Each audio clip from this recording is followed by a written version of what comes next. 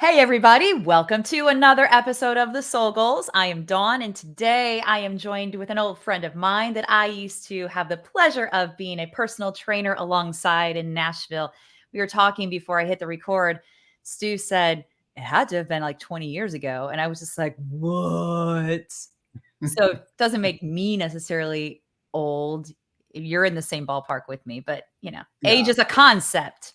that's Right? right. Or a construct, maybe I should call it. I don't know. Sounds good. Yeah. So today I have joining me, his name is Stewart Breeding. He is in Nashville, Tennessee. He does personal training, but more than that, I think the thing that I like the most about him is he's done a lot of different self-discovery in terms of finding himself along the way to get to that point and then moving on and beyond that. He also does seminars in self-defense. He also does the personal training stuff, which is amazing. I watched one of his reels the other day, and I was like, preach, because you were talking about old school Yeah. training, old Oh, school fitness. I was And calling people out. you were one thing I love about Stu is he ain't afraid to call people out. No, Right? no. So you were, and I legit was getting ready to do to lift weights that day.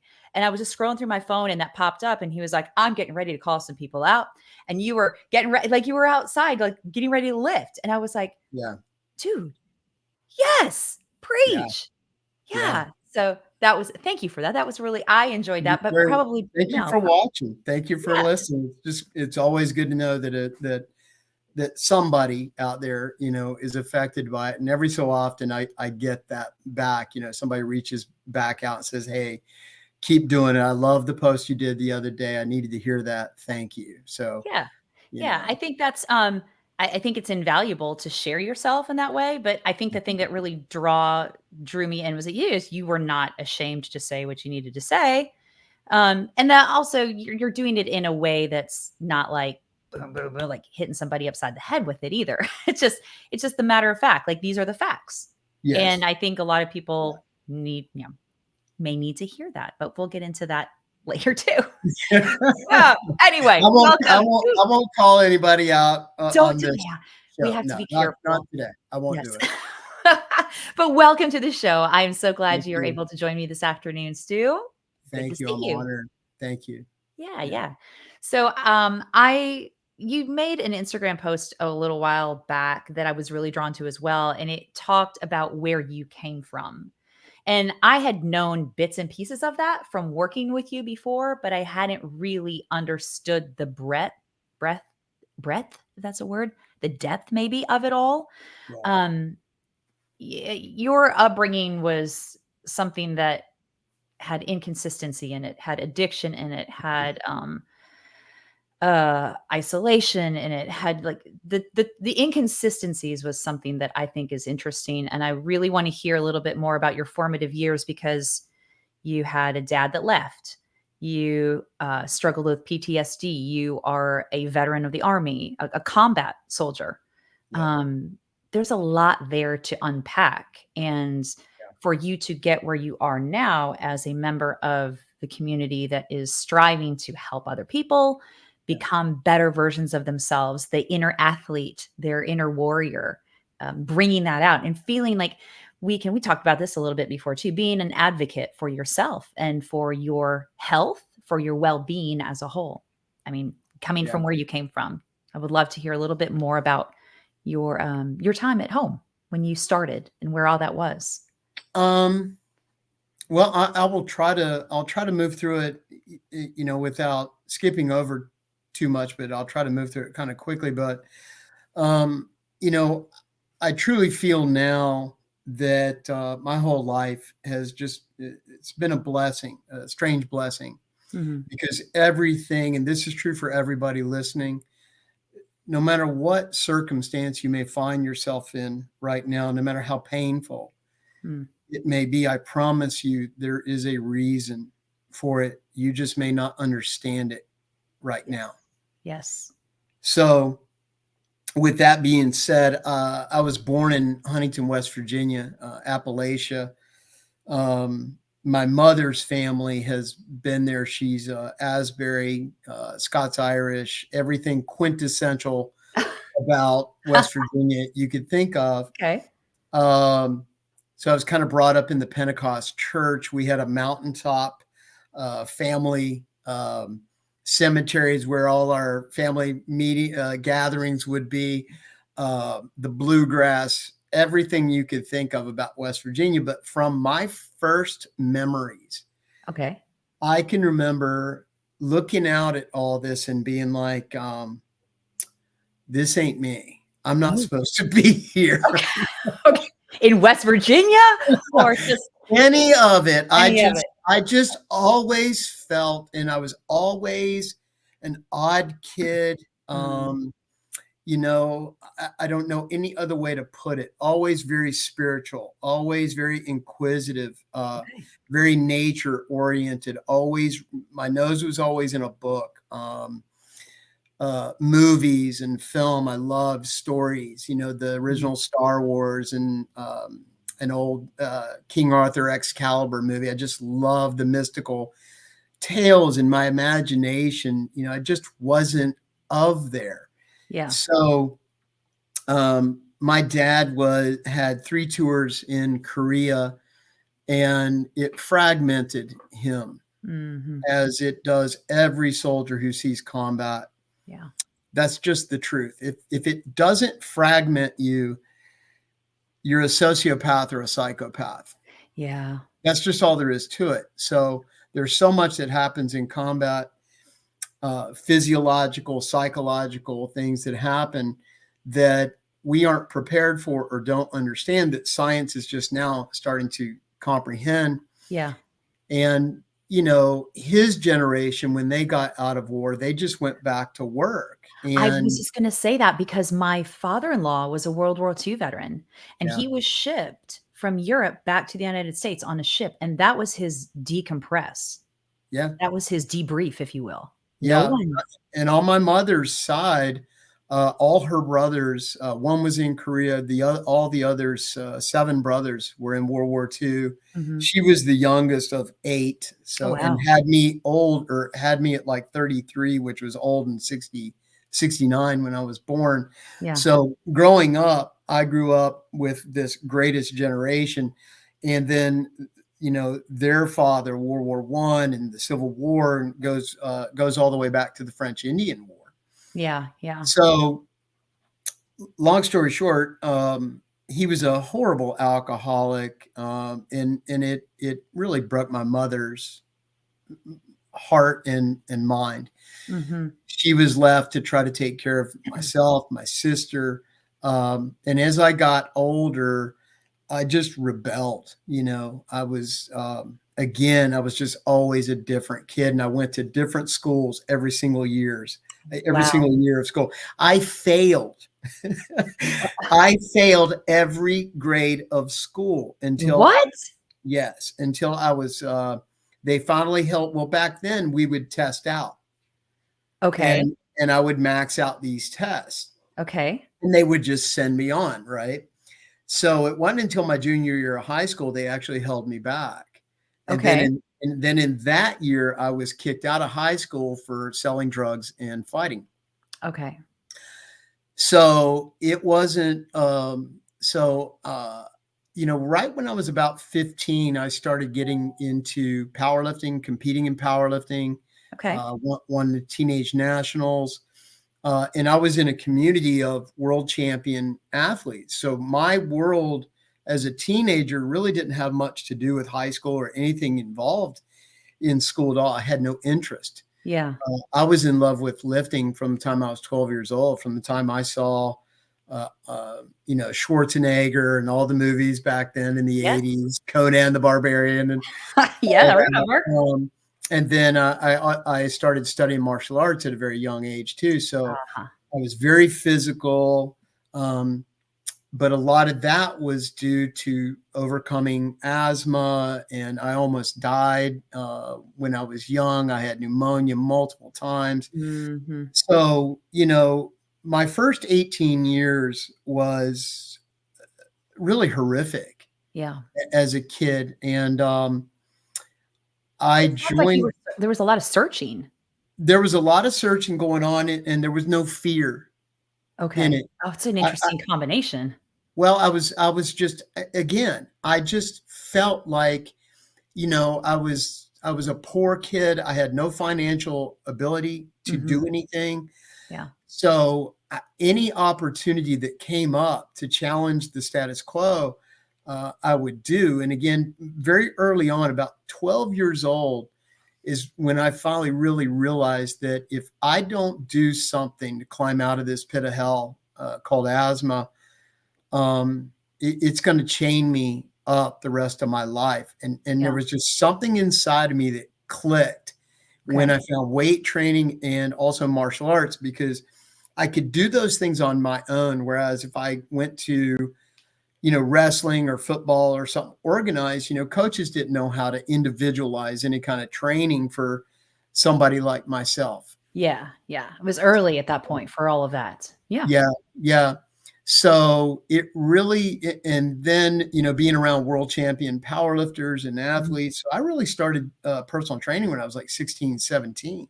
Okay, so that's got roots a long time ago from Long time, yeah. yeah, and again, these are world champions today. A lot of your listeners may know who Louis Simmons from Westside Barbell.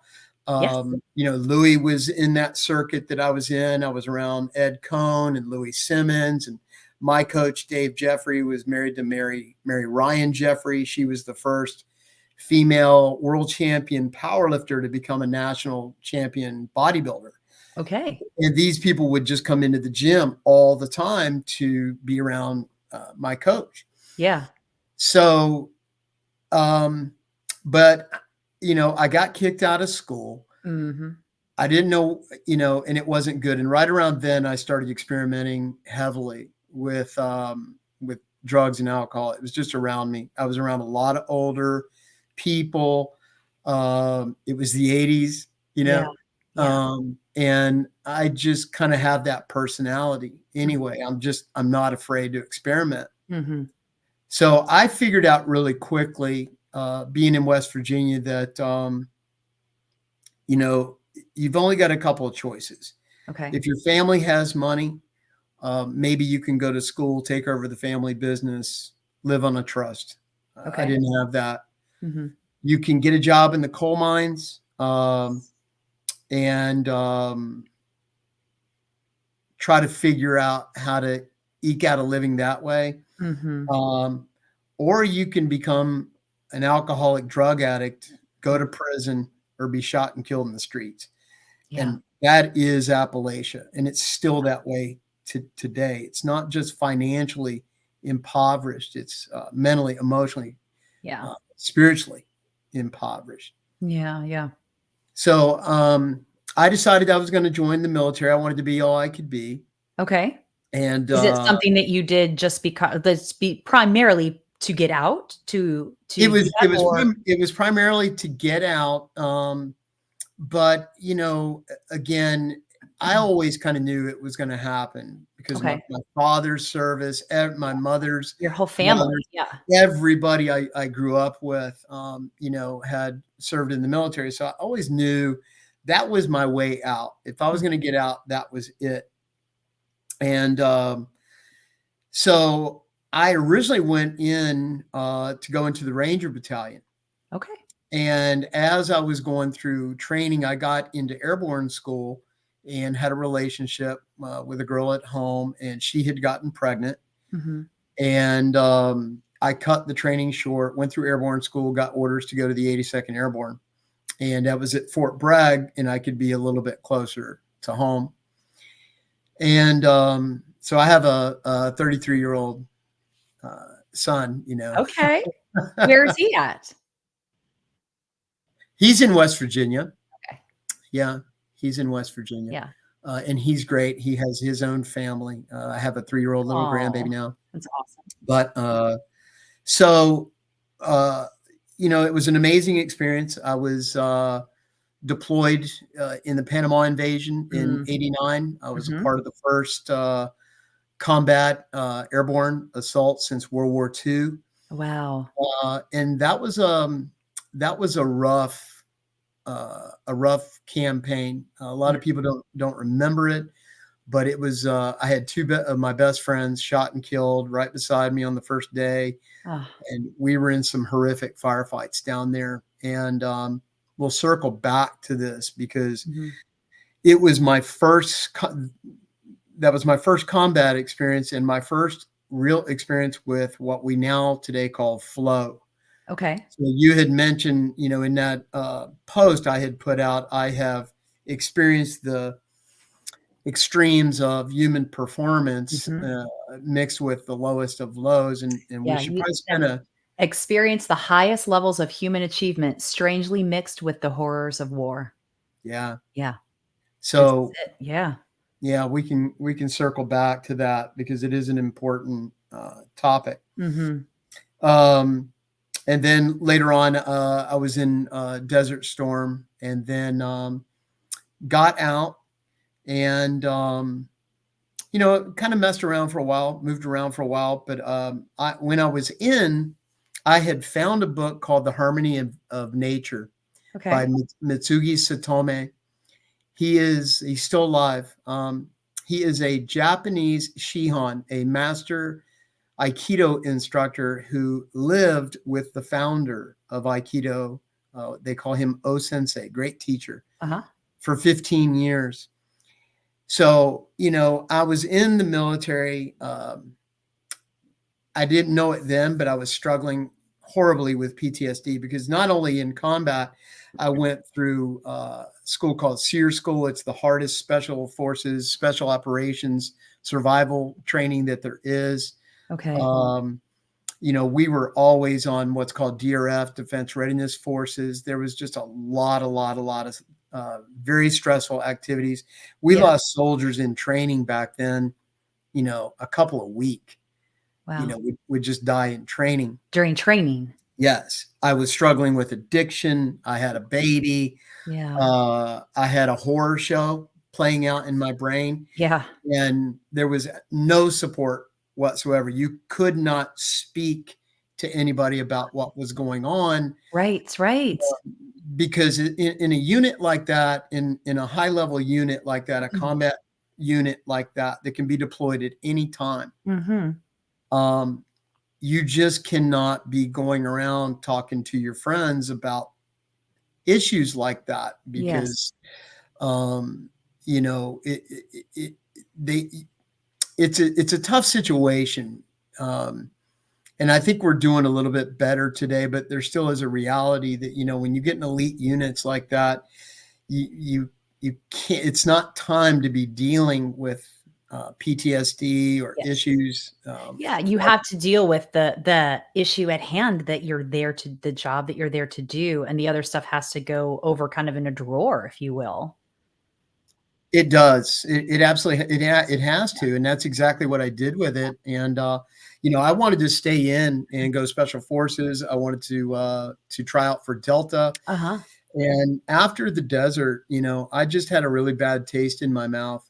I started to read too much. I started to Okay. ask too many questions. I started Mhm. getting a little bit political, Mhm. um, and a bit rebellious. And soldiers can't do that. And I knew that my time had come up. I was proud of my service. Got out, got this book, and I had made up my mind that I was going to go to this guy's doorstep and, and sit there till he accepted me as a student. Oh my gosh. Okay. Okay, so that's turning that rebellion into something else right there. Yeah, yeah. Okay. So at that time, he had two dojos. He's a he's a world class instructor, and one was in Sarasota, one was in DC. And I would spend time in the different schools, but I moved to Sarasota for 3 years to be with him Uh-huh. and his senior students. And then I traveled around the country to train with him. I lived the life of a struggling artist. Yeah. Yeah. And then I came to Nashville for a little while because I was dating a girl that lived here, and Uh-huh. that was my connection here. Okay. I was And then just I gonna moved. ask how you ended up here with Yeah, all of that, because I wouldn't yeah. think that this is not the center of martial arts and It's not. It's not. and But sensei. in the short time I was here, I fell in love with it, and Yeah. I felt like back then in the early '90s, I felt like I met everybody in Nashville, and they were all conspiring to help me, and Yes. and I just knew everybody. And this town has changed a lot, but there is still elements of that Yeah, here. I agree. So, but I wanted to move on and study with his senior student who was in Boulder, Colorado. And I spent 5 years out there, rock climbing, um, skydiving, doing mountain biking, and I would be in the gym or in the dojo 5-6 hours a day, and Yeah. I would work in the bars mostly back then.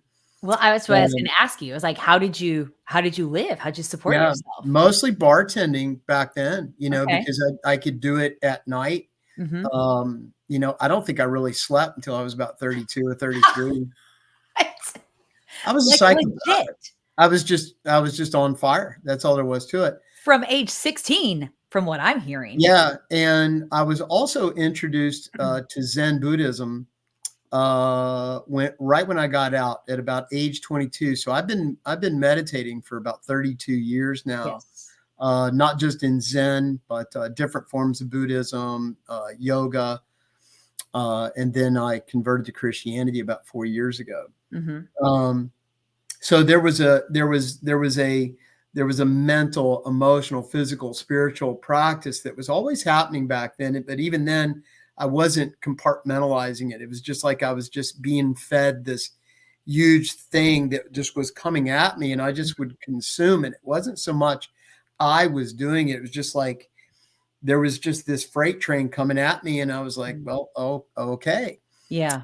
Yeah.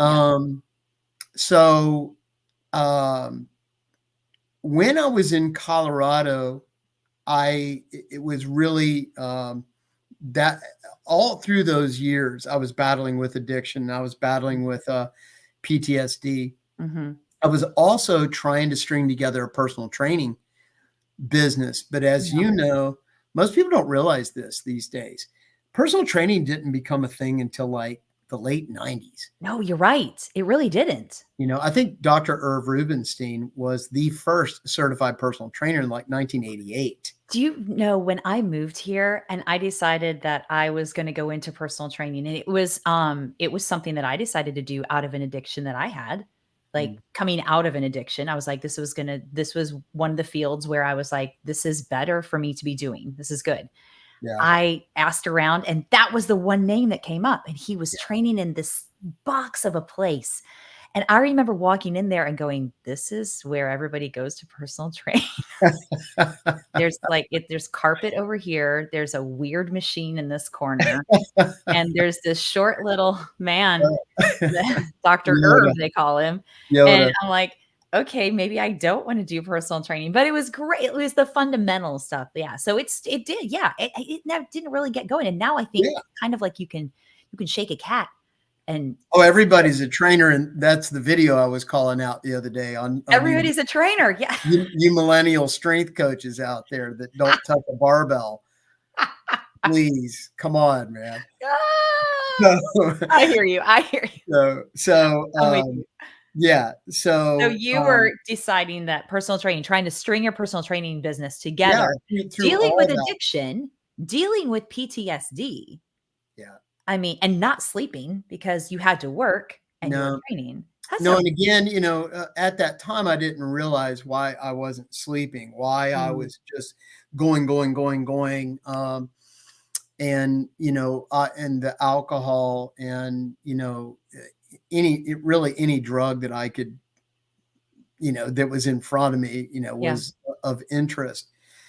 And, I really started getting dark, what I would say, like, really dark, because I was working in the bars, um, I was violent, Okay.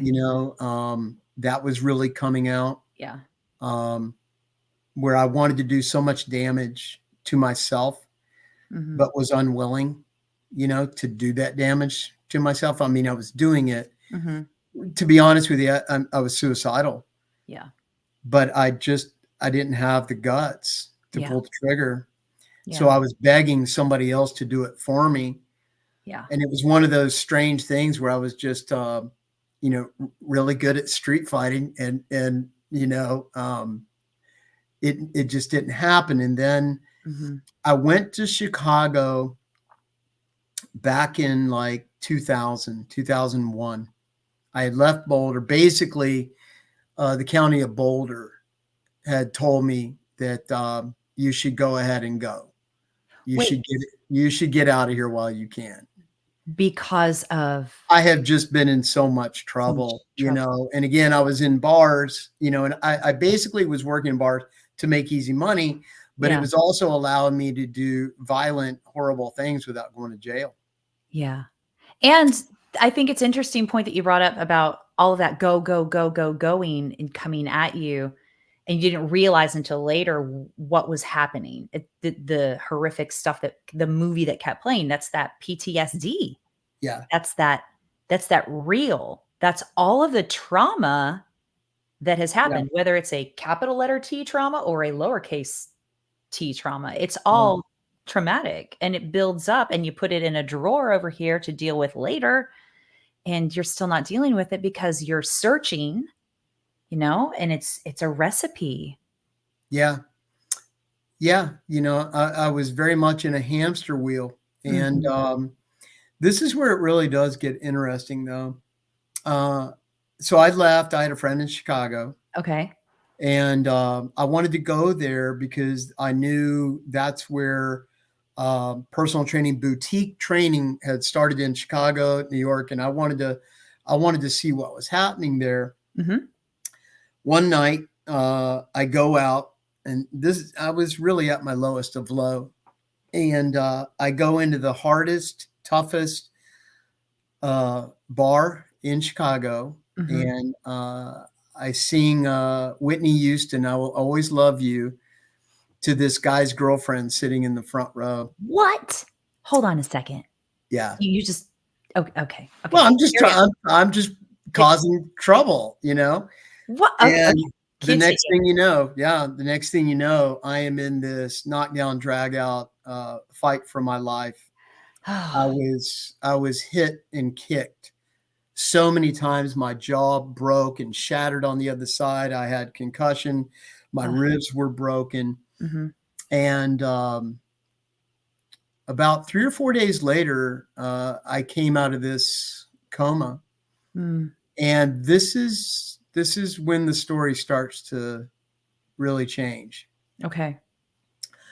I'm laying in this bed and I wake up, and the first thing I realize is that I'm still here, Ah, yeah, still here. yeah, And I just start to cry, yeah. you know? And right then, I swear to God, there was these rays of light that were Mhm, coming through the window, and I could see all these little dust particles or what looked like little universes floating in them, mhm, and it was just this, in Zen, we would call it a Kensho. It was this mystical, out of body moment where everything is just one. Everything, it's just the presence of the Holy Spirit is what I yeah, would you just felt it.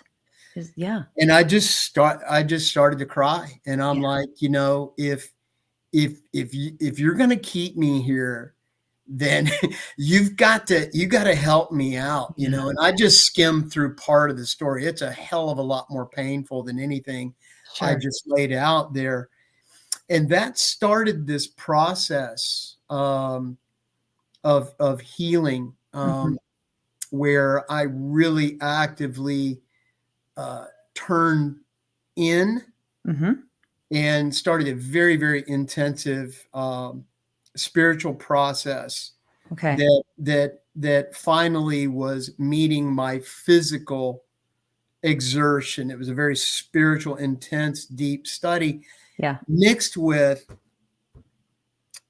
it was the first time that I had true faith in myself that I could do this thing called personal training. That okay, that's interesting. I that I was well. Let me tell you one more little story, and this Okay, is and this is where it will really where it will all add up. I hope okay, I I left Chicago and I went to visit one more friend. I had made up my mind I was going to come to Nashville Okay. and open up a martial arts personal training studio and live in it. I Okay. just made up my mind that's what I was going to do. But I wanted to go to the Northwest and hang out with her as a good friend of mine that I had met in Colorado and heal. I wanted to heal up because I was shattered. Yeah. So while I was out there, very, very poor town called Coos Bay, Oregon, and I walk in this gym first day I get there, and it reminded me a lot of home. And I'm like, I introduced myself. I'm like, I'm a personal trainer. Can I put up a brochure? Would you guys be interested in a cut if I can get business? And they're like, sure. If you think you can do it, nobody else has been able to do it here. Nobody's got any money here, kind of thing. But knock yourself out.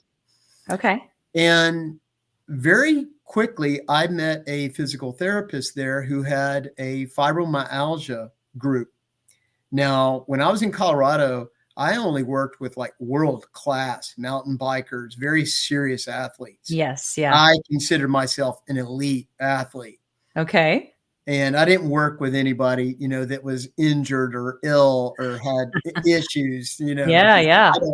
I don't have any. No, I'm not going to go there. Yeah. Yeah. So I'm in this group with these people with fibromyalgia. And she introduced me to them, and I started working with them individually, and I had no idea what I was doing. Okay. I just was following my gut and working with them. And one after the other was healing.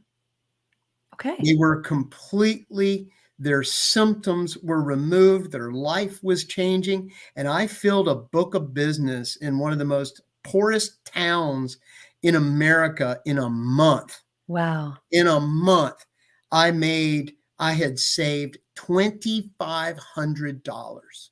Okay. It was more money than I had seen since I'd been out of the Army. And at this point, I've been out 10 years. Yeah. I had basically been on the streets living in poverty, off and on since you were little.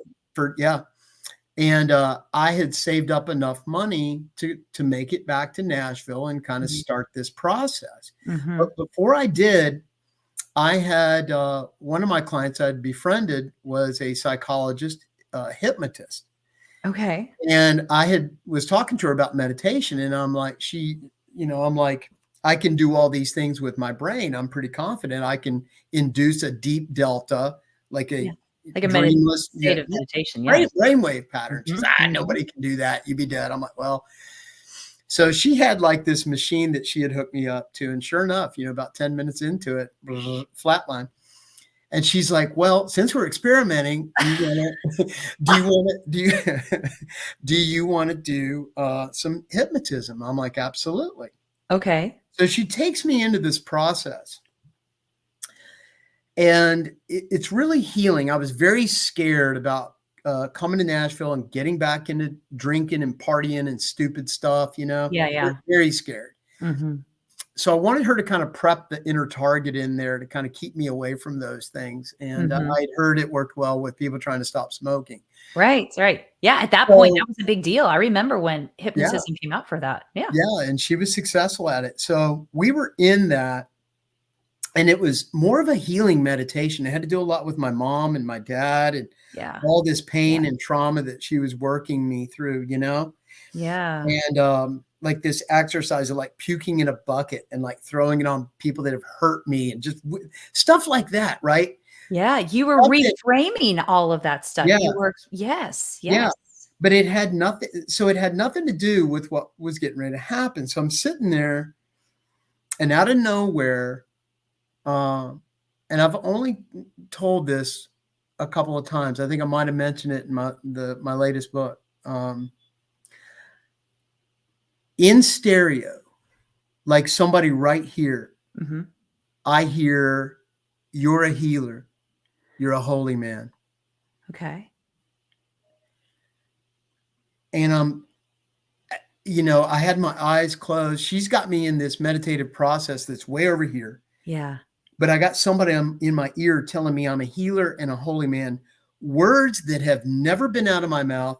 Yeah. Words that, I mean, even in, Zen Buddhism and things like that, we're not using words like, especially Zen. Zen is grit. Yeah. There's no holy or any of that. It's right here, right now. What? Yeah. Did it kind of pull you out of where you were? It totally took me out, and Yeah. I came up and I opened my eyes, and I'm starting to cry, and I look at Mhm. her and I'm like, "Man, are you messing with me? Did you just Mhm. say, are you?" Yeah. And she's just looking at me like, "What in the absolute hell are you talking about?" Yeah, she didn't know. Yeah, it was something that So happened internally for you. so 20 years ago, I have this, the Holy Spirit speaking in my ear. You're a healer. You're a Mhm. holy man. Mhm. And over the last 20 years, I can honestly say there's thousands, and you can say this as well. I'm sure I have helped to heal. I say helped. Yeah. I don't heal. Yeah. I understand this process much better now. Um, and I mistakenly had a period of time in there where I really arrogantly thought I was. Yeah. I was the epicenter. I might have been a catalyst, right? Oh, you're a jumper cable, basically. There's no doubt. Yeah. But to come from all that pain, all that trauma, and I'd love to read um, when you wrote me those questions based on that Instagram post. Mhm. I read them, and then I meditated on them for a couple of days. Mhm. And I went to the beach last week, and I'm sitting there and God speaks to me in some of the strangest ways sometimes, and many times He'll speak to me through social media and YouTube. Okay. I, Okay. I tell people that I'm like, God talks to me through YouTube, and they're like, Okay. Good, Stu. It's the I you're thought you quit. I thought you quit doing drugs, man. yeah, no, you're like, But "No, it's the messages. It's the stuff I get." Yeah.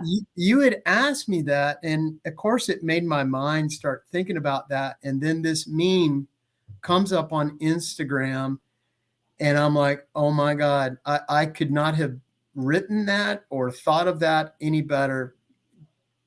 God literally sent that so that I could write it down and read it to you right now. Would you like to Okay. hear it? Yeah. What's the meme? What's the meme you were sent? All right, here. I'll send it to you later and you can share it. Okay. Okay. All right, here we go. There is a class of healers amongst us known as the wounded healer. You can't be born a wounded healer, nor can you be made one, but they create themselves through adversity, trial and error, pain and suffering. They conquer fear and find a way to speak their truth, even if they're afraid, because they understand that everything we want in life is on the other side of fear. These healers will bring light to those who are alone and afraid. Sorry. Woo. Yeah. Yeah. These healers have found a way out of their darkness and are able to harness that wisdom which was gained in their pain and suffering and are able to use it to help others. These healers are a different kind of warrior, Mhm. and they are the epitome of resilience. Mhm. Some say they're not afraid of hell because they've already lived it. Yeah. Yeah. That's beautiful, Stu.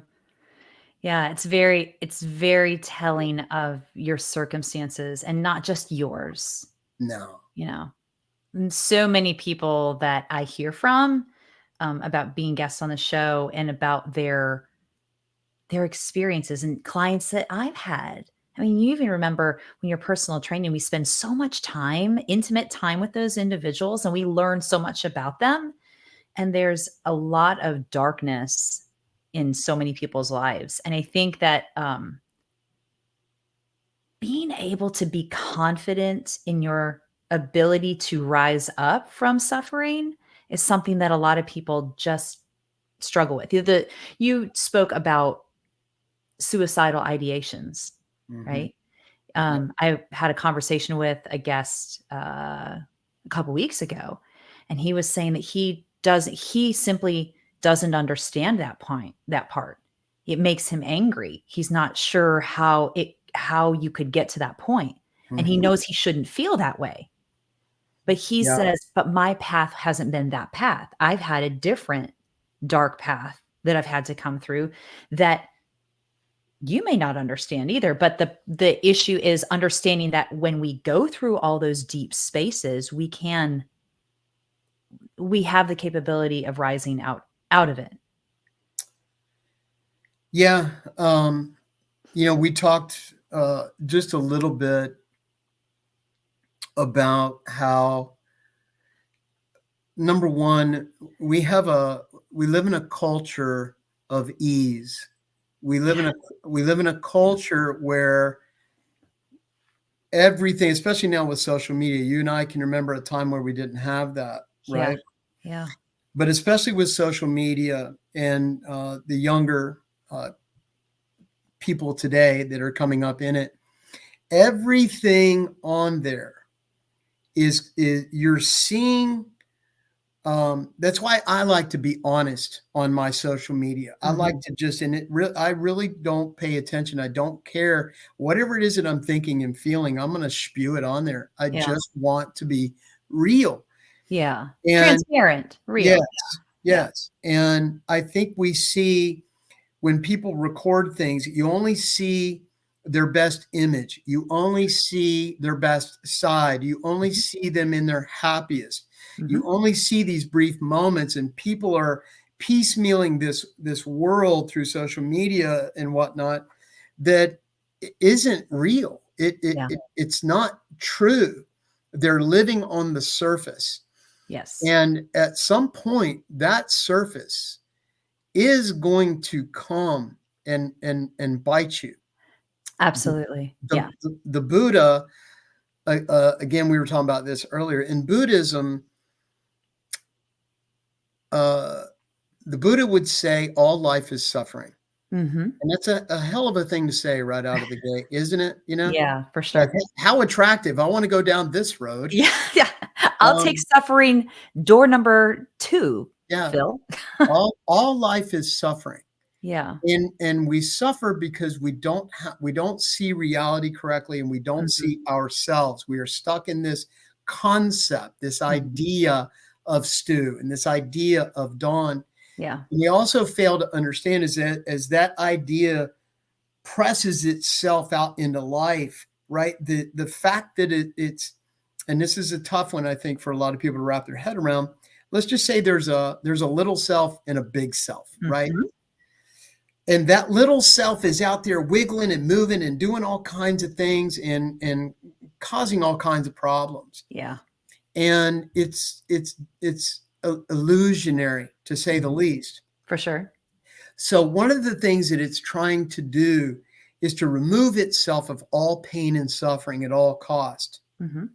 because the number one priority for the small self is is to is to stay alive, is to Mhm. stay there, to stay present. And it will do anything. And it's weird for us to talk about like we have this alternative self Well, inside of us. no, I'm totally with you. I've talked with clients about it before, and in my own therapy work, it's been like this is the super cliche thing, and so I kind of changed the term with one of my counselors at one point because I was like, I just can't do this, the inner me kind of thing. Like it's Yeah. I call it little dawn, like little dawn Yeah. inside. And yeah, that yes, unequivocally, yes. Yeah. What you And said, yeah. rarely does little Dawn um, say nice things to It's a big Dawn, dawn. right? Right. Um, Right. our internal voices and our internal mechanisms are broken, right? Mhm. In Christianity, we would call that the fall. So what's interesting about Buddhism and Christianity is both the Buddha and Christ were talking about suffering not as something to be avoided, but to move into directly. For Yeah. Jesus to say something like, carry your cross, Yeah. to the people of those times when the streets are lined with people hanging off the crucifix, the most horrible, Yeah. shameful, never-ending death, days that you're hanging on there. They knew exactly what that meant. And for Yeah. him to say, carry your cross. But what's he saying? He's saying that transcendence, the true self, the soul, the spirit, can only be found once we have met with our addiction to our flesh, to this world, Yeah. and of course in Christianity to the devil himself, to Yeah. evil. So there are these roads that from 30 years of studying Buddhism, when I came to Christ, or when I would say Christ came to me, it was like, I devoured the Bible. I read it every single day, and all these studies where I'm hearing this universal conversation of the only way out is through. Is through. Yeah. Yeah. And I think that your life thus far has epitomized that. The only way out is through. You had to go through all of those experiences to get to the point where you have a better, more awareness, better understanding, a larger awareness of yourself as a functioning member of this community that can contribute to the Yeah. community. And Yeah. yeah, it's like, just like you said, it's that being uncomfortable for people is too much, because I think you hit a really big thing there with the social media. We could go into that, down that rabbit hole all day long if you wanted to. Yeah. That whole piecing together unrealistic phases of what we believe other people's lives are because of what they're putting out there. And I like, okay, but also, are you prepared to handle when it doesn't go your way? You know, when it doesn't work out And, the way. and that's what we were avoiding at the end of the day. And that's what this lovely little poem is saying, is that at the end of the day, it is, as Patrick Swayze would say, your fear will cause your worst fears to come true. Yeah. It is, see, coming back to Buddhism and also Christianity, we are the broken self, the ego can only sees, we're living in the regret of yesterday, Uh-huh. the fear of tomorrow, Yeah. right? But neither are existential. Can you put any yesterday in this cup for me? Yeah. Can you put any tomorrow in that cup for me? Right? Mhm. It's a figment of your imagination. The Mm. only thing that's existential is right here, right now, Yes. Yeah. right? Right here, right now. Do you think that we And run from that right here, right now, just because of the oh, discomfort? well, I think we run from the now for a lot of reasons. Number one is the ego can't survive in now. Oh, yeah, Have right? you read The Power of Now by Eckhart Yes. Tolle? The Okay. Power of Now, Eckhart Tolle, guys. Well, Yeah, I read it. couldn't recommend it enough. And what's Yeah. fascinating about that book is truly the Holy Spirit wrote that book. Mhm. Eckhart Tolle had nothing to do with it. He is a rogue, enlightened sage, I would Yeah. call him. And rogue meaning he has his enlightenment came from an interesting process of long bouts of depression. Yes. I believe he was a professor at Cambridge or a very high level university. Mhm. And he was in a deep depression for many years. And if you Mhm. read that book, he will say he was in the bathroom one day. And I love how, and what he's getting ready to describe is called a kensho. In Zen, it's called a kensho or a daikensho. It means big awakening. Yeah. Satori. That he's sitting there and he's on the toilet and he's like, I can't stand myself another day. Yeah. And then he like, oh, wait a minute. What did I just say? Mhm. I can't stand myself. I can't myself. Like, how many me's are in there? Uh-huh. And he has this experience of this, what's called a non-dual conscious experience. It Okay. is an awakening, a satori, that it has nothing to do with religion. Mhm. It has everything to do with what everybody has the potential Yeah. for, which is the awakening to the true reality Yeah. in the now. Yeah. And that awakening for him was a non-dual experience of perpetual nowness that Yeah. was caused from him literally saying, wait a minute, I can't stand myself any. How many knees are, what is going on here? And he, brrr, bing, Yeah. and So he sat on a park bench for like 3 years after that. it's just like, I gotta let this absorb. Well, some people would probably Well, call it a nervous break. In our culture, we might call it a nervous breakdown. right. And I've had those Daiken shows where Yeah.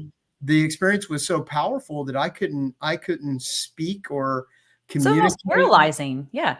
I want to ask you, I if in hearing that and kind of going into that, I think that we all, like you said, we all have the capability to have those Yeah, awakenings. Did you call them kinshaw?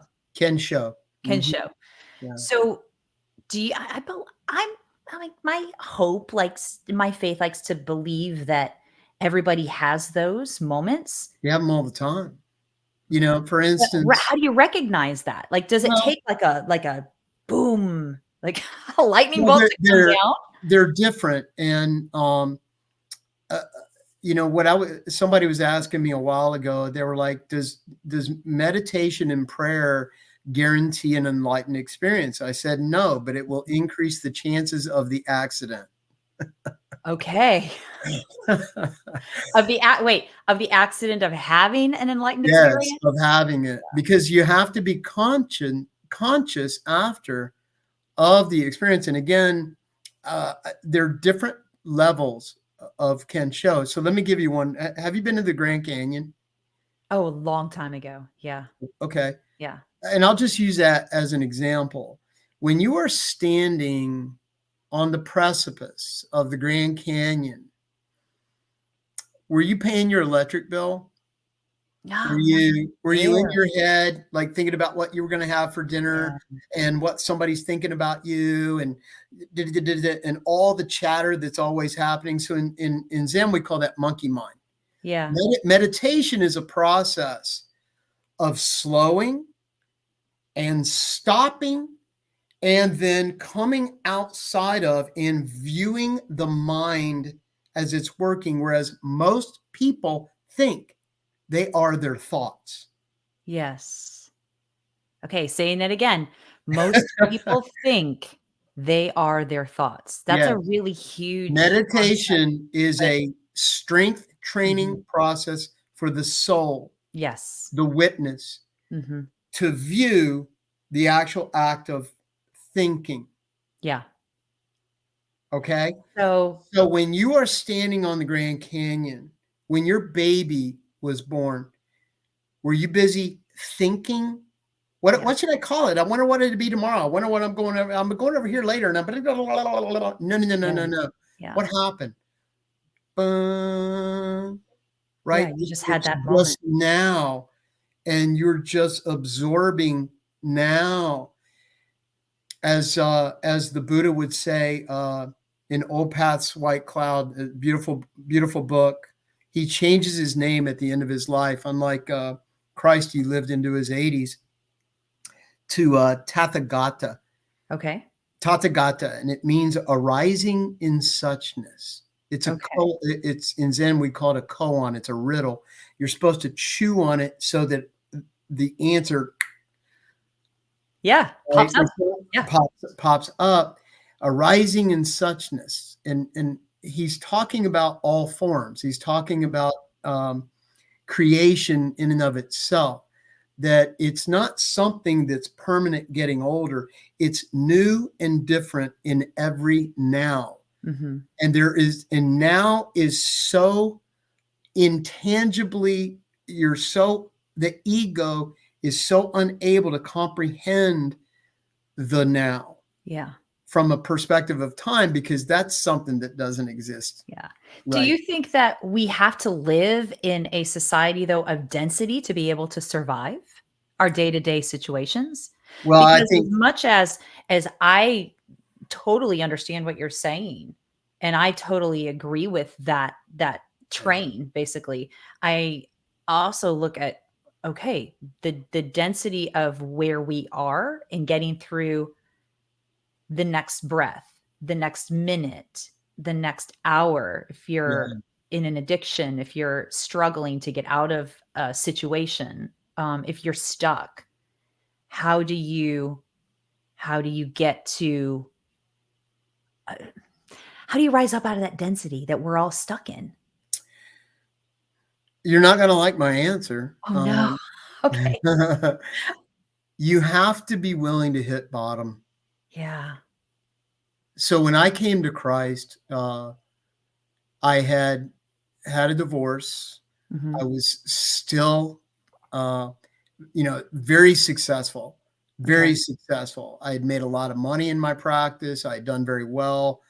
But relationships were still broken, and I was still in this PTSD, depression, um, addiction cycle, Okay. even after all these years of meditation and therapy and stuff like that. Yeah. And I had a massive anxiety attack that I thought was a heart attack. Oh, wow. And yeah, ended up in the hospital, and it wasn't. And, Christianity was something that had been kind of trickling in on me. Mhm. People that were very close to me, my platoon sergeant was in my ear a lot. I had watched him transform, just transform, Mhm. to a point where I was like, whatever you're doing, I got to have it. I don't know what it Yeah. is, but it started coming like that. And I did a 4-day intensive out in Colorado Mhm. with an organization. It's Special Forces group that bring soldiers with PTSD to Christ. Okay. So it was something that I was interested in, and something I was willing to do. But again, I had an out of body, incredible spiritual experience. Um, but I was only able. I can, if you listen to kind of what I'm saying, the theme of what I'm saying is that I, that bad things happened. A lot of bad things happened Mhm. that I was able to survive. Right. And in that survival process, I would hit a new bottom. And because I would hit that new bottom, look, this concept of resurrection or reincarnation, Mhm. we're kind of splitting hairs there. Yeah. N- Nothing can be born unless it dies. Okay. Correct.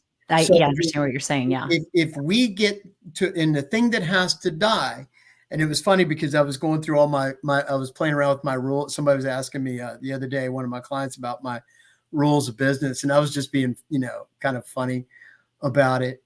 And you know one of the things that I said was the customer is always wrong. Okay.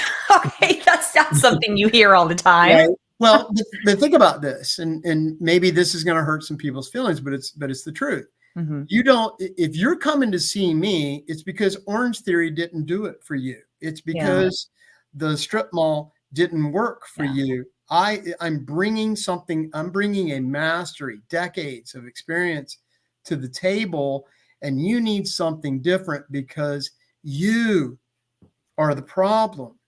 Yeah, you You hit. are the problem, and you must be willing to dissolve that problem. When a caterpillar becomes a butterfly, I think a lot of people think that it just goes in the cocoon, it sprouts wings, and that's not what happens at all. Yeah. Mhm. It goes inside of that cocoon and it dissolves completely. It Mhm. liquefies. There is nothing identifiable about that caterpillar whatsoever. It Mhm. transforms. Yeah. Okay. That should be a metaphor for all of us. But to do that, Dawn, what must we do? We must make best friends with pain and Yeah. suffering. Yeah. And that's in that video the other day, I was talking about progressive overload. It is the first and last principle of strength training, that Yeah. if you want to get stronger, you've got to pick up heavy weight. It's Correct. it should be intimidating, a little bit scary, Yeah. right? It Yes. should challenge you. You should be a little on pins and needles about it. You should be sweating. You should be exhausted. It should suck, right? Because if it doesn't, if we don't stress the organism, why would it adapt? It doesn't adapt. Yeah. It doesn't change. Yeah. And that is true mentally, emotionally, physically, and spiritually. Yeah. Absolutely. And we have done everything in this country to remove any possibility of pain and suffering. We want the image. We want so we're so busy chasing this dream, we don't realize it's a nightmare. Yeah. Yeah. Totally. I know you talk a lot about finding the inner warrior, finding the inner athlete, and that you work with your clients in that capacity. Yeah. And that's kind of one of the places that you go from. So based on everything that you just kind of unpacked right there, how do you address that in a way that they can meet you, you can meet them? Does that make sense? Yeah. Yeah. I think again, I've just always had a gift of intuiting people pretty Okay. well. And I play, I'm giving up my game in Oh here, no, well, but, don't you get know, all the tools up. and I don't know what you remember or whatnot, but I play a lot of head games with people. Okay. If you were to interview any of my clients, they'll probably tell you it's an intense experience. Yeah. I'm not interested in your bullshit. Yeah. I'm not, if you're having a bad day, whatever is happening in your life, if you want to carry your Samsonite around, that's fine. But Yeah. you have to leave it outside when you walk in my door. Yeah. And when you leave, if you want to pick that luggage up and take it with you, knock yourself out. But it's my job to help to use our time together. And of course, it's totally dependent. Even if I've got a stage 4 cancer patient, right, that's in the middle of chemo and whatnot, but needs strength training, needs some type of exercise, right? Yeah. Of course, I have a different approach and modality than my 30-year-old, alpha athlete, right? Yes. My Yes. strength athlete, obviously. But at the end of the day, it's not so much the what I'm doing, it's the what or the how and the why. The why. The why is the biggest thing. Yeah. It's And around transformation, and it's about doing the thing that serves the soul the best way to be yeah, able to grow and yeah. transform. And it's number one, how do I create an environment where we're having a mind-body connection? We're not burning calories. We're not, you should have fun, but to me, weight training, most especially, should be a very solemn, serious business. Correct. Yeah. Fitness should be a very, very serious spiritual process where it should be more yogic than yoga, because we're dealing with weights that can hurt you, right? Yeah. So I want to Do you try to think that unify. do you think that comes from your martial arts background?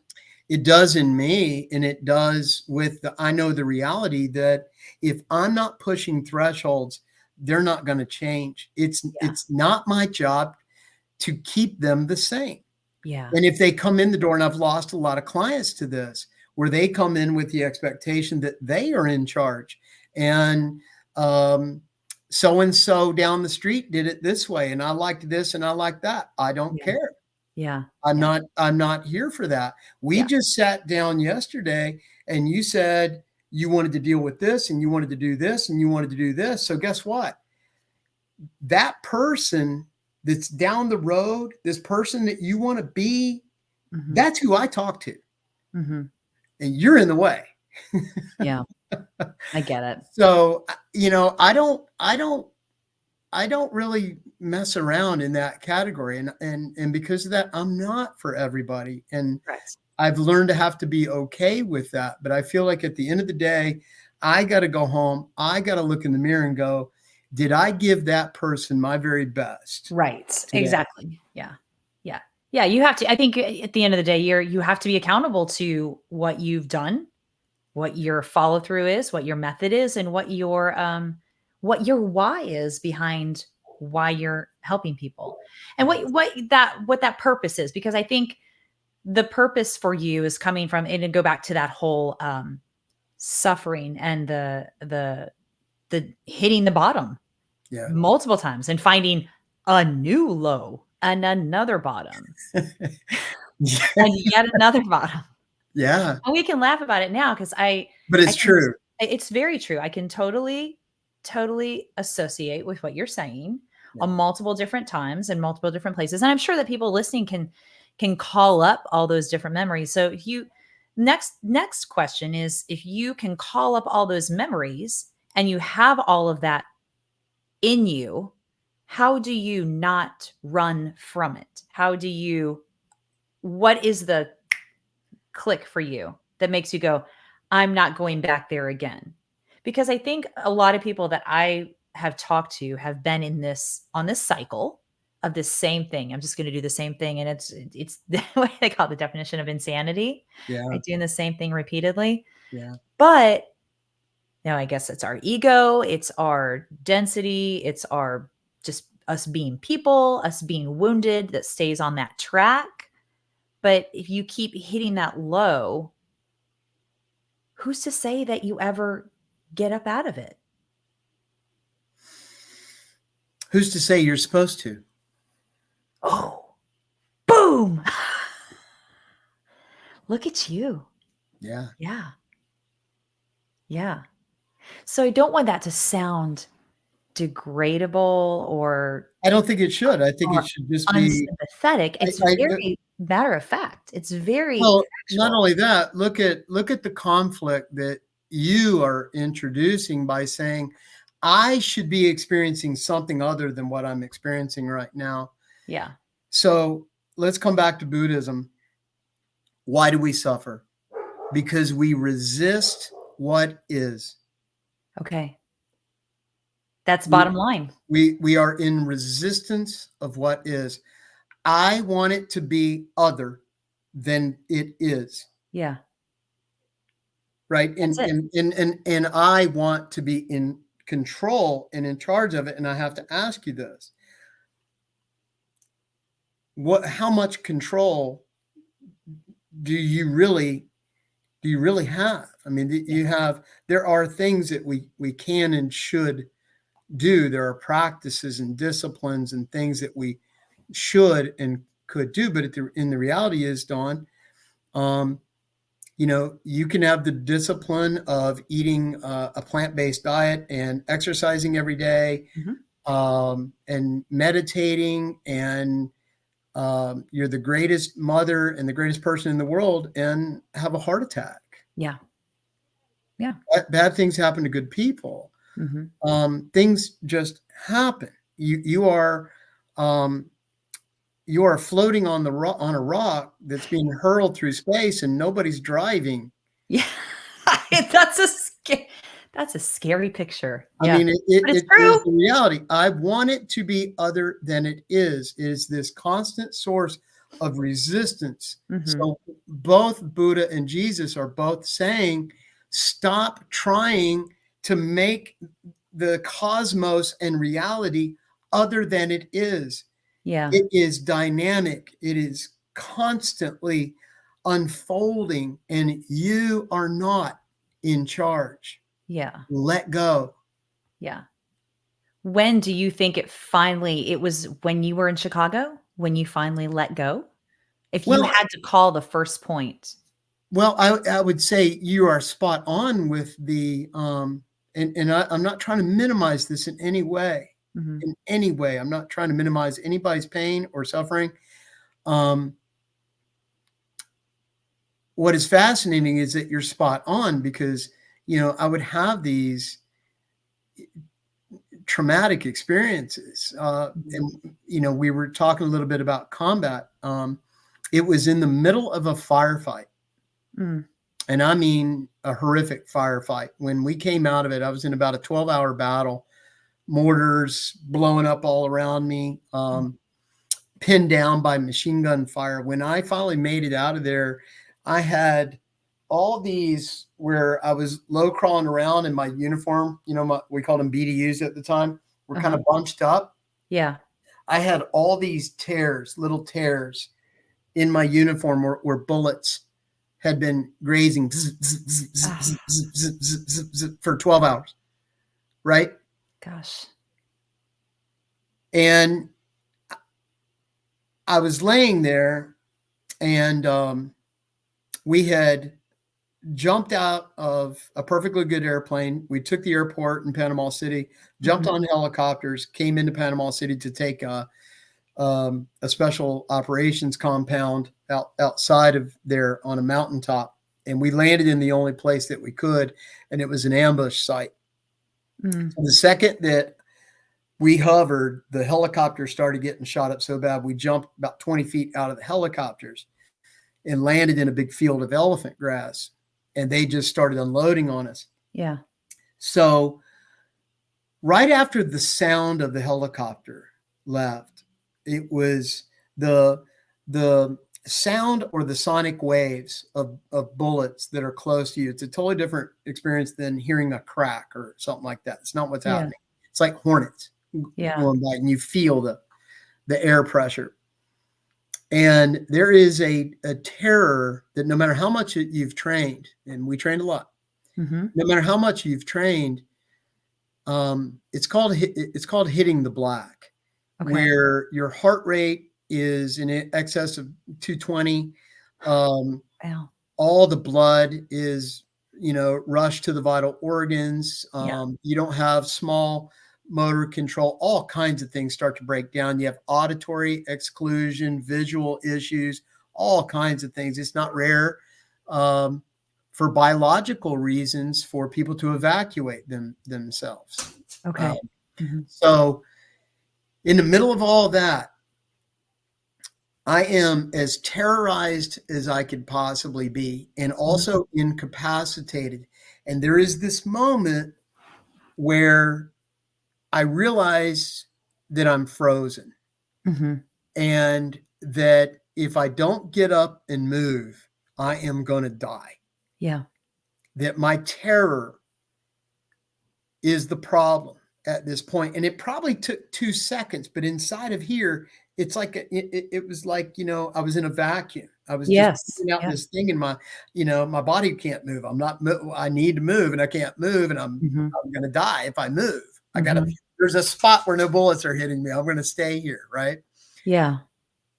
The second that I go into this conscious realization that my fear is going to cause me to die, all my fear drained away. I accepted the inevitability of death. Yeah. And again, I'm not trying to be morbid, but we have realities in this world that, again, we always try to ignore. Right. And this is one. And if we can deal with this one, the ultimate fear, there's not much fear left. There's not much left to overcome. Correct. So the moment that happened, something clicked in me that was superhuman. It was my first experience with what we call now flow. Okay. The flow state. Yeah. Where all my inhibition, I was in perpetual now, all sense of time, auditory exclusion. I knew my mission. I knew what I was supposed to do. I knew where the guys were around me. I knew what my job was. I just had no inhibition. I had no fatigue. We had ordered airplanes. It was 18 degrees in Fort Bragg. It was so cold. We had to Yeah. put parachutes on the aircraft before we jumped in. It was 90 when we landed. Wow. Guys were falling. We had 70% casualty rate of heat stroke. Wow. I had none of that. And that lasted for days. So that's what I was talking about, in this, in the middle of hell, I had one of the most powerful transcendent experiences of my life. Yeah. Yeah. So It's amazing. It's amazing too that you can recount that right now and see that for what it was. yeah, Do yeah. you know of other veterans that have had that same experience? I don't know that they know Okay. what it is. See, because after that, I chased it. It Okay. was so profound in me Yeah, that you wanted to know, like, it where'd it come from? became like, that's why rock climbing, and that's why Mhm. martial arts, and that's Mhm. why skydiving, or any near-death experience I could put myself into to force myself to deal with the ultimate consequence so that I could surpass Okay. that self-restricted, egoic need to control Yeah. and to live, and to Stephen Kotler has written several books on flow that I would recommend to your audience. And he did one where he's interviewing a lot of these like Red Bull athletes, these Mhm. guys that are climbing El Cap now with no gear, Yeah. doing superhuman things, surfing 100-foot waves. The only way that we can do that is by surpassing our own egos, our Mhm. attachment and our control. And anybody that has experienced that flow state will tell you, if you ask them later on, it's like, man, that was amazing. What were you thinking? What were you doing? They'll say, nothing. I wasn't. I Yeah, was, I was I was experiencing it. yeah, Experiencing it. it Yeah. was great. It's like it seemed like just a couple of seconds, and it was So, effortless. do you think that you were chasing that in an effort to feel that? Or do you feel like you were chasing that in an effort to have that connection?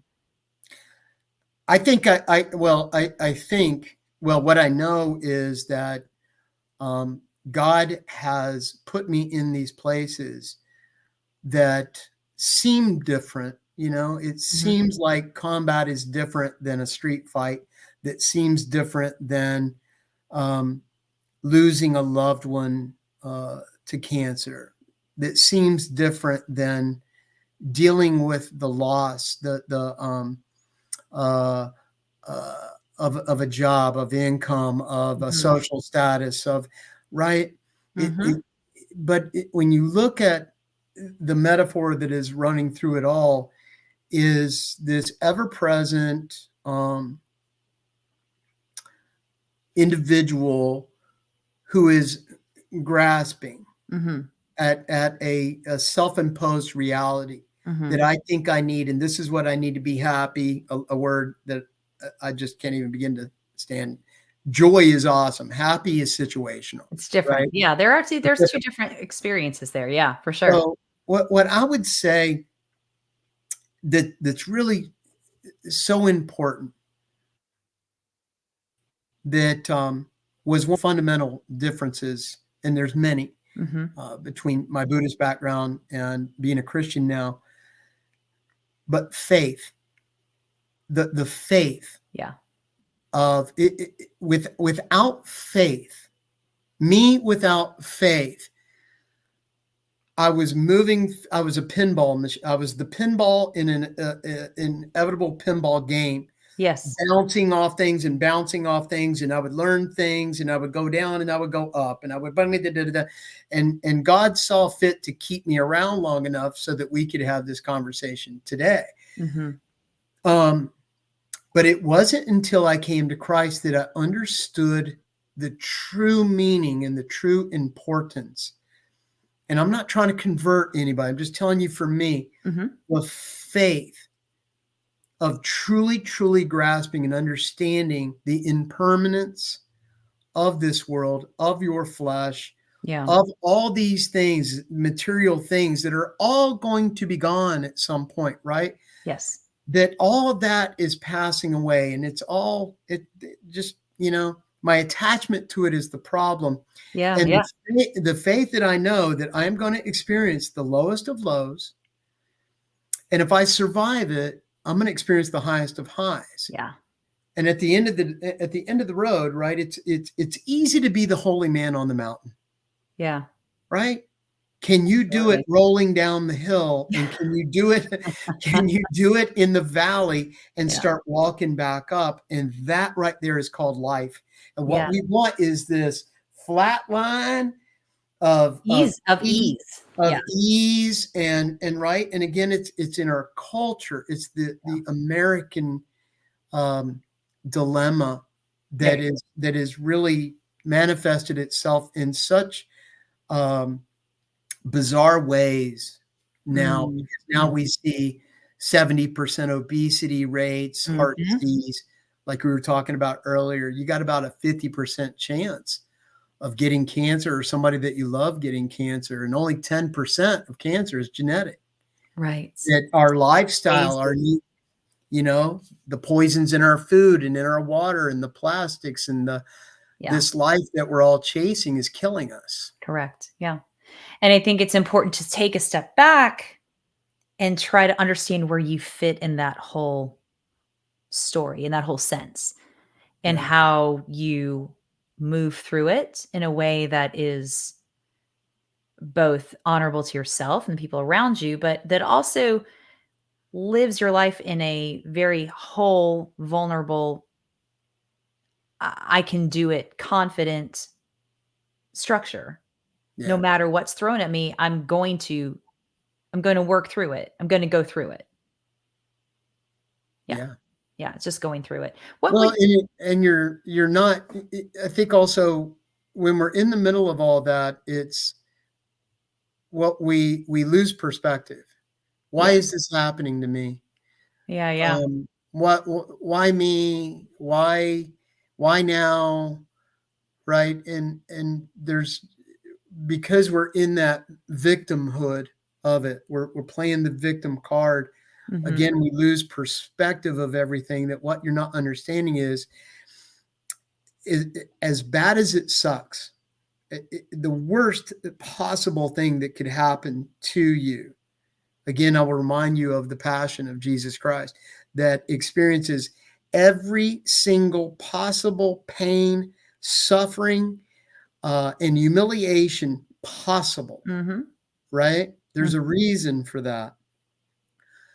Um, you're not alone in that, and you're not the only one. Yeah. We lose perspective. We do, we do. We lose sight of that. We feel like we're on an island by ourselves. That's another reason for this podcast is to connect with people that may feel that I'm on this island, but also to be that honest, transparent, vulnerable Yeah, individual that can honestly say, this is where I was, this is where I am, and this is how I got to that point.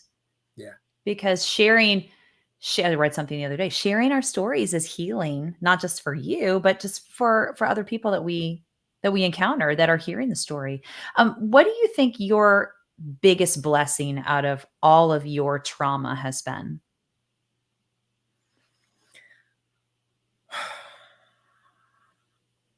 um, well, sadly, it's not over. I think I had told you, my girlfriend and I right now, she has stage 4 cancer that Mhm. she's dealing with, and Yeah. we are more than prayerful that she is going to be healed from this. Yeah. Um,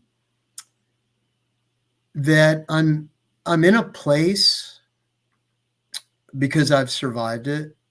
Yeah. Um, that again, this beautiful little poem I'm going to start reading 100 times a day, um, is just so much. There's so much truth there that we create ourselves through our adversity, Yeah.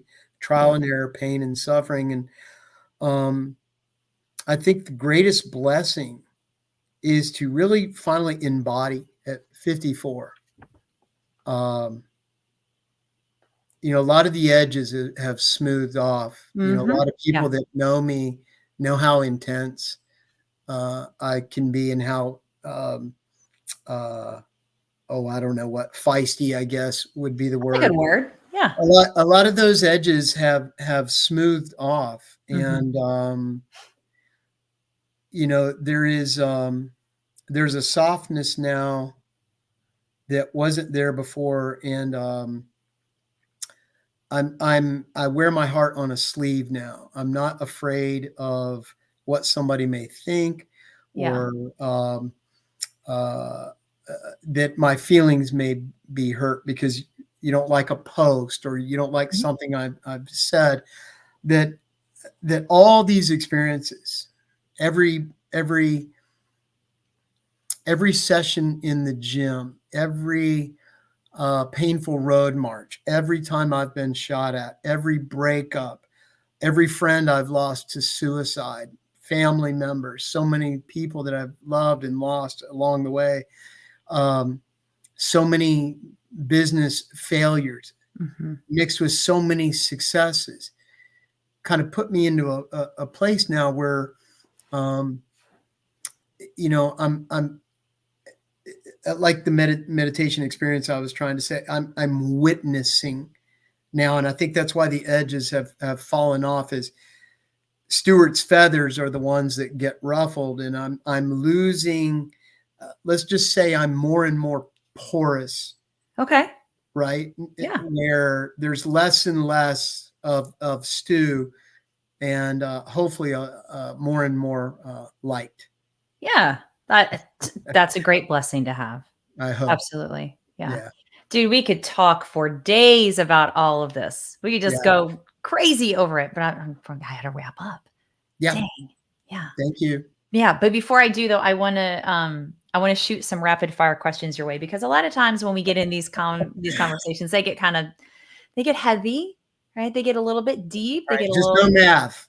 what's the no math? No math. Dang, I wish I would have known that. I would have thrown some Yeah. math problems at you, but Right. okay. So I've got 4 or 5 questions. I'm just gonna throw your direction. All right. You Okay. ready? Yeah. Okay. What is your favorite month of the year and why? October. Ah, Yeah. I love fall. okay. Just Okay. love everything about it. Yeah. Okay. Yeah. My daughter does too. Yeah. Yeah. Um, Next question. What is one subject you would like to learn more about? Maybe math?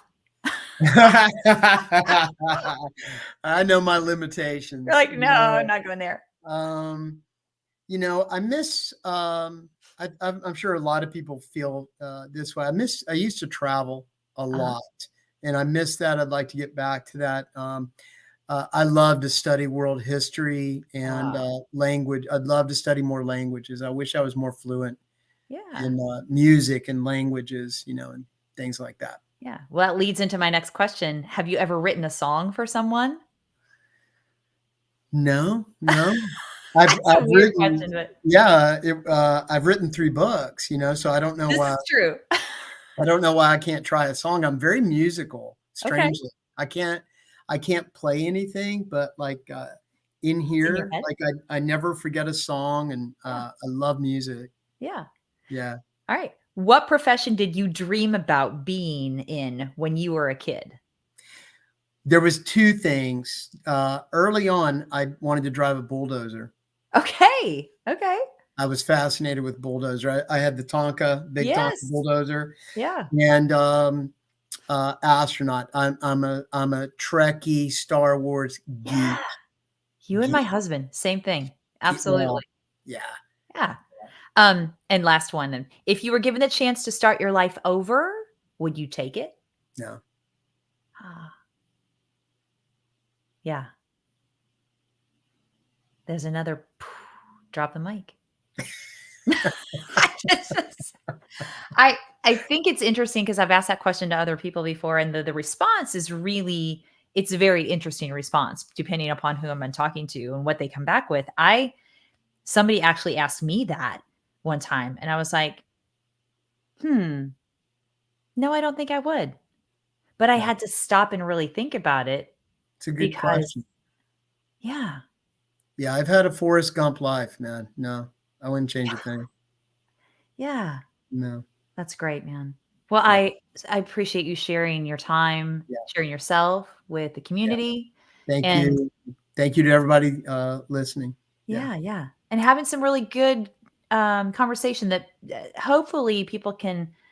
Yeah, the goal is to find your soul goals, to find your purpose, Yeah. meaning people out there that are listening, because that's really how we drive and serve our communities is by living our purpose and living through what we have in our DNA, what Yes. we have inside of us. Yes. Yeah. Absolutely. Yeah. Yeah. Well, I appreciate it. So My good to best. see you. Yeah. Yeah. My best to you and your girlfriend. I'll be thinking about both of you along that Absolutely. process. I Yeah, appreciate it very much. absolutely. Thank you. Thanks. Bye.